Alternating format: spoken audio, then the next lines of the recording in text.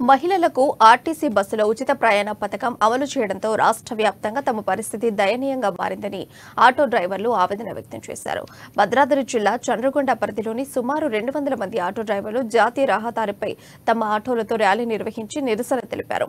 మహిళలకు రాష్ట్ర ప్రభుత్వం అమలు చేస్తున్న ఉచిత ప్రయాణాన్ని కేవలం విద్యార్థులకు, 60 సంవత్సరాలు దాటిన వృద్ధులకు మాత్రమే ఉచిత బస్సు ప్రయాణం అమలు చేయాలన్నారు. ఆటోల ద్వారానే తమకు ఉపాధి కలుగుతుందన్నారు. రేవంత్ రెడ్డి గారికి అయ్యా ఆటో వాళ్ళ విన్నపం ఏమనగా మాకు ఫ్రీ బస్సుల వల్ల చాలా ఎఫెక్ట్ పడ్డది. మేము మా భుక్తి వెళ్ళటం కూడా చాలా కష్టంగా ఉన్నది. మీరు దయచేసి మా యందు ఆలోచించి ఆటో కార్మికుల గురించి ఆలోచించి